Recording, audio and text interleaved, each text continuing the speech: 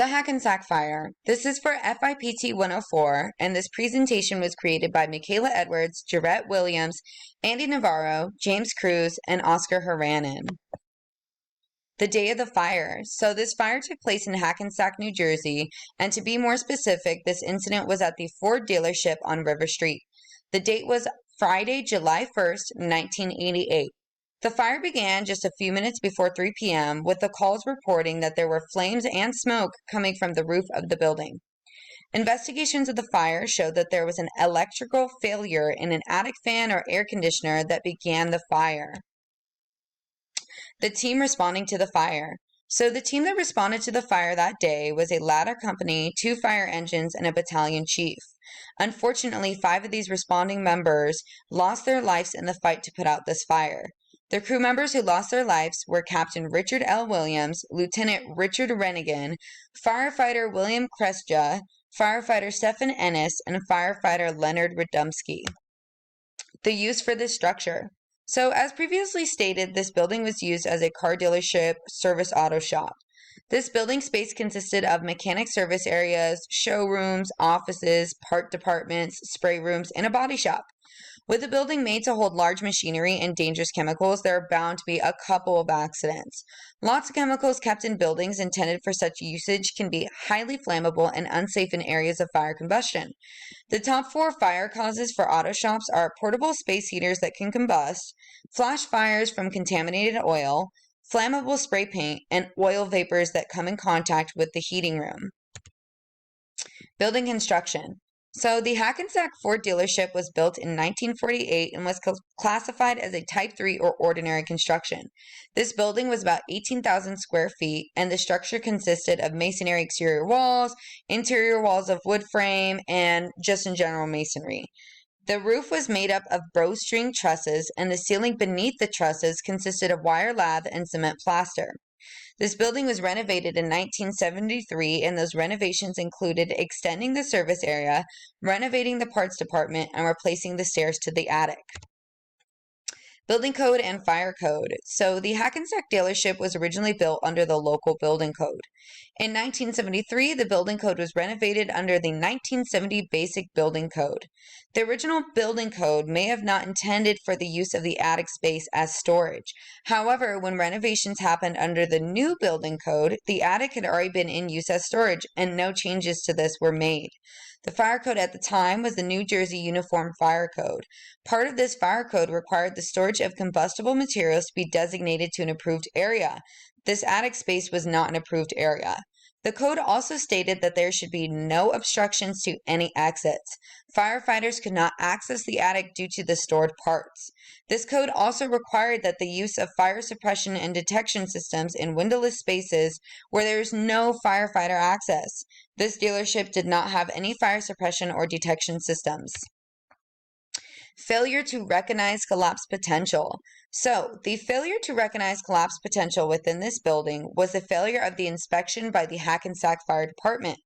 The violation of multiple fire codes and inspections and the failure to recognize collapse potential contributed not only to the fire, but also the collapse of the building. The first goal of any fire department is the prevention of fire, and this department failed to do that. If they had done as they should have, then the fire would have neither the chance to grow undetected and not allowed the fire to get to the point of the building collapsing. Roof failure. The dealership roof was constructed of a bowstring truss. This roof structure is most commonly found in bowling alleys, car dealerships, and supermarkets. Bowstring trusses have a curved top cord created for bending stress. These kinds of trusses rely on all components to support each other and the structures of the roof, meaning that if a piece breaks loose or loses strength, then the whole system can fail and cause a complete roof collapse. This roof collapsed 35 minutes after initial units arrived. Contributions to the collapse. So the dealership used plywood between the trusses to create a storage area for auto parts. The load of these parts added weight and stress on the truss members and connections and contributed to the collapse. The fire had been burning for a long time before detection, and weakening the truss structure allowed significant damage to the roof and resulted in the collapse. There were also alterations to the ceiling that had heavy cement material on wire lath. This added additional stress to the truss. As a result of roof collapse. So when the roof of this dealership collapsed in a 60 square foot section, it entrapped some of the firefighters and engulfed the area in flames.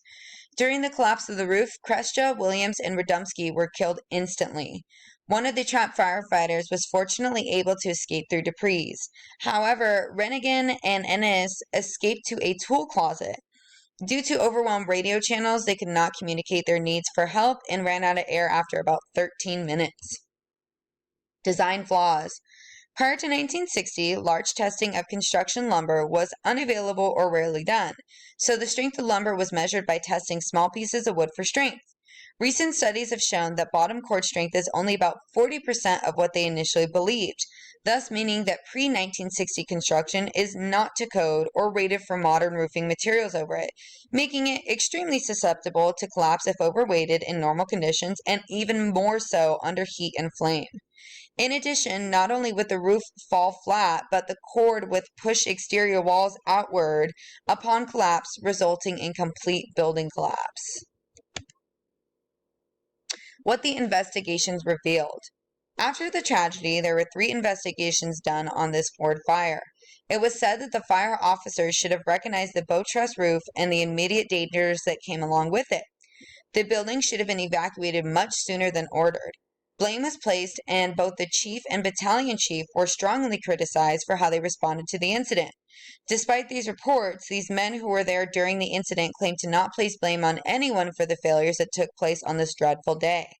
This is because, quote unquote, back in the day, it wasn't as common, the training wasn't there, and the information sharing wasn't there.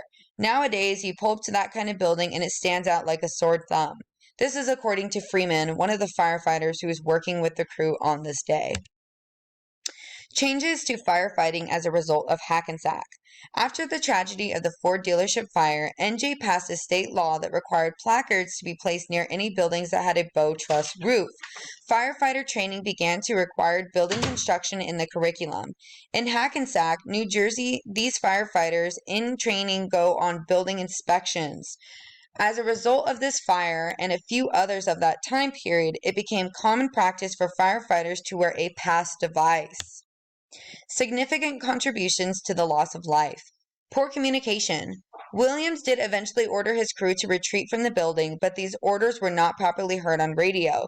Before the firemen could back their lines out of the roof, the roof collapsed amongst them. Overwhelmed radio channels disrupted distress signals from the trapped firefighters. Roof failure. The loading on the roof was over what the truss should withstand, especially under fire conditions, because the auto shop was using it as a means to store parts. Construction of the building. The building bowstring trusses were made with lots of small, untested pieces of lumber that do not hold anywhere near the weight they had believed it to.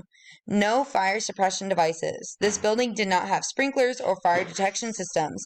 This allowed the fire to gain significant size before being reported. Crew removed cars from the service area.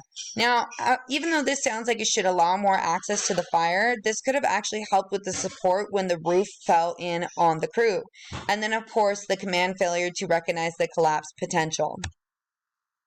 These are our sources that we use to gather all this information. I hope that you enjoyed this presentation, and thank you for your time.